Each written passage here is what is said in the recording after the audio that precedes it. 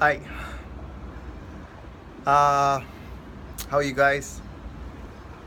Hope you're moving forward in your freelancing goals. So today's video is about not really a lesson, even though there is, but it's an incident that happened in my life, kind of like a story, professional story, that would shape my future and the way I believed and what I thought about. A really long time ago, about 5 years ago, I was 5, 6 years ago maybe. I was working back in India and I was part of this company, which was a service company. We did a lot of work for clients. It was very good at design, really bad at development. I was one of the developers. I was one of the good developers. The company had about 5 to 10% good developers, and they didn't have a really strict hiring policy. They were treating more like a sweatshop, except for design. Design, we had like world-class designers hired all over the globe. Cut the long story short, at some point, the CEO decided to have an experiment in the company where, in order to grow the company, because it has grown to about 200, 300 people, he divided the company into small pockets. And he had a head for these pockets who would decide their salaries, profit and loss, and based on how much of a profit he takes out of these pockets, these heads would take a cut, kind of like a partner, right? So I was named the youngest partner in that company. I was 24. I was really proud. Everybody was at least 32 plus. I think I was the only one who was really young, and it felt like it was a very different moment in my life, because I thought I finally did it, but it was not something I wanted, and I could realize it only because I went through it. All my life I thought that's what I wanted, and anyway, I went through a lot of stuff. During that time, there was a project that was fucked up by another unit that was brought into my unit, right? So that was the time, I guess, I really took client calls from scratch. Otherwise, it'll usually be the marketing guy or the boss having had something done, and then he'll pull in the lead developer and they'll ask a few questions to me, and I'll be like, okay, cool, impress them in my development capabilities and walk out. That's how the sales happened. But for me, doing sales right from the bottom was a new experience. In fact, I sucked big time.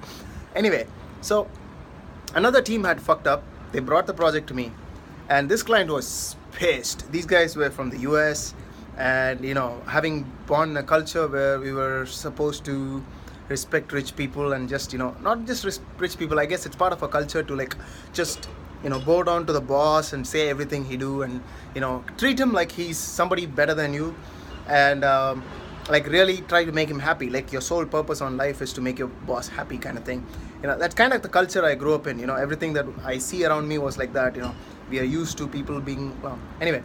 Now when I talk to clients, I usually talk to them like, oh, they're God. Like I cannot let them be unhappy, blah blah blah. In fact, there's a famous, I don't know if it's true or false, there's a company called Infosys in India. It's a multi-billion-dollar company, service company, and everybody knows about this. And they say that the 3 top rules of Infosys are customer is God, customer is God, customer is God, something like that. So I'm here to tell you that they're not God, right? That's what this whole story is about.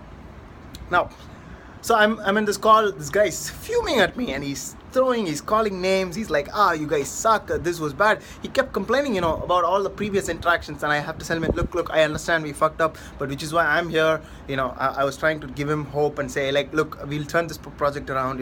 I'm gonna do things better, blah blah blah. I just kept saying these things, and he was just like lashing out on me, like, I don't know. He was just going on and on. And he called us a lot of names. He said, oh, you guys are so unprofessional, this is not good, blah blah blah blah blah. I used a lot of words, right? And out of nowhere, in the next room, apparently my boss was overhearing all of this, because it was a new office. I was not fully soundproofed, right? So he was hearing all of this. He just walked in, pulled the headset out of me, or I don't think it was a headset, but for making it dramatic, he pulled the headset out of me, put it on back. It was actually a conference call. And he started giving it back, and he said, look, hi, I'm the CEO of this company. I heard you talk. You know what? If you think we suck so much, if you think we are unprofessional, you can take your money and go back. We'll give you refund according to the contract. You can take so many percentage. It was a huge percentage of money refund. You know, you can take it back and get it done wherever you want. We don't need your business. We don't need to do business with you. How dare you call us unprofessional? And this guy, I was like, what the fuck are you doing? Like, you can't do things like that. We made the mistake. Like, you know, you can't talk like this. My boss didn't care. This guy just gave it back. And that day something happened. I'll never forget. I didn't even know that can happen. When he did that, the clients started begging him back. They started calming him down and they said, we are sorry. They apologized profusely because this guy was going on saying, take your money and go. You know, take your money and go. I don't need your money. Just take it and go. You know, take it and go. It's a Russell Peters joke reference. Anyway. Take your money and go. I don't need your business.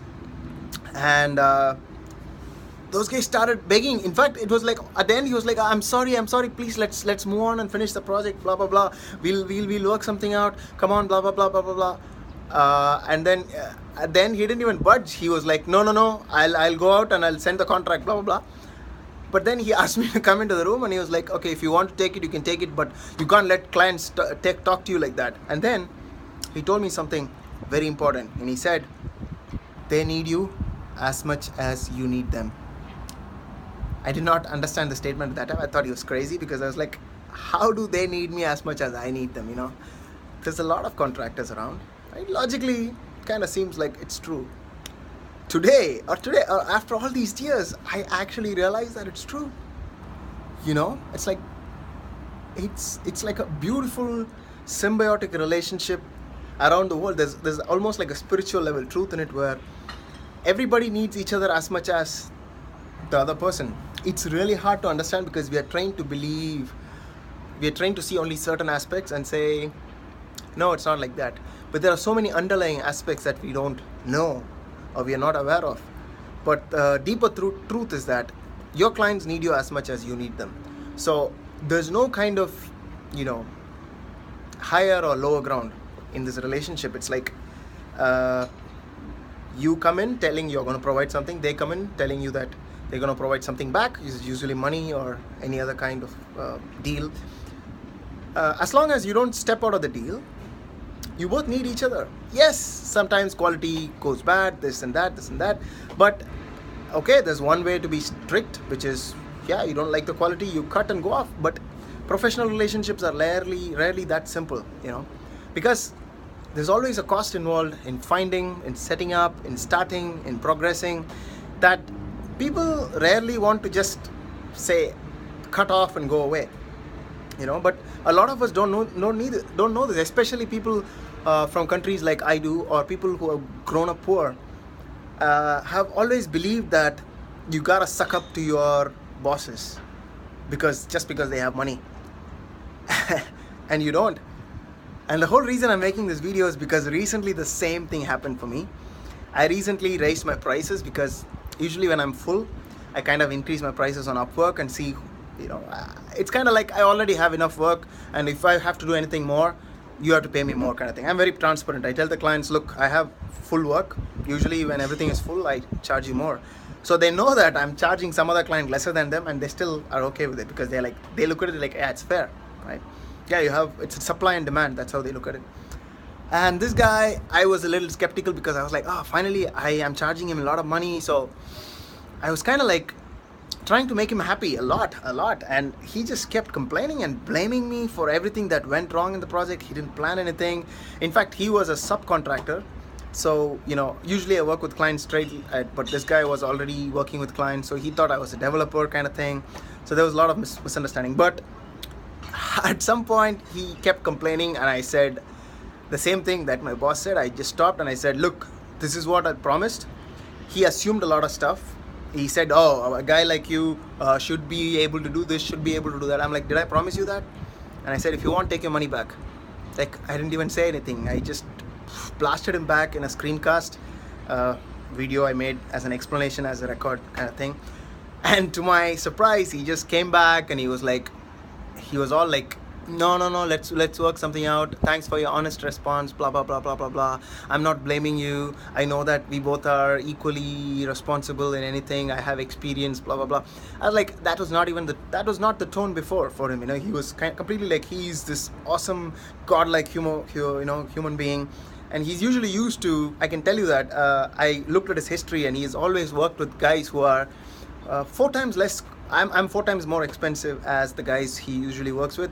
And I can already tell you that if you're one of those contractors who I used to be, you're used to doing that, like, suck up to the clients and not really putting your best foot down, simply because you didn't know exactly what's right, what's wrong, where to put your foot. You probably feel scarcity, like, oh, if I do that, then I lose my client. You don't know how to get enough clients, But I did that, and I was totally amazed by the reply that came out, and he came to, like, resolve it in a peaceful way and all of that. Of course, this time I truly believe there was no mistake on my side, and I was like, I don't care about your business kind of deal, because truth is that, because I can get clients anytime I want. I have a very good lead source. I have set up all my lead sources really well. I worked hard on them. I constantly improved them, constantly iterated through them. But something, if you want to take away from this video, I want to tell you that your clients need you as much as you need them, right? So keep that in mind. It's not something that's easy, but approach your everyday job hunt or freelancing hunt like that. Hopefully someday in the future it's gonna make a light bulb go in your head, like it did for me after a few years, after my boss told me that. Thank you. Never let your clients take you for granted. Be professional. Understand that it's an equal relationship. As usual, I'd love to hear your comments about the story or video, whether it's long, too much information, what do you want help on, so that I can make my next video more focused on what you want to hear, right? So if you have any specific questions, let's talk in the comments below. Reply and I'll talk to you. Let's keep it like a forum thread, and I can answer you and help you out in a lot of ways.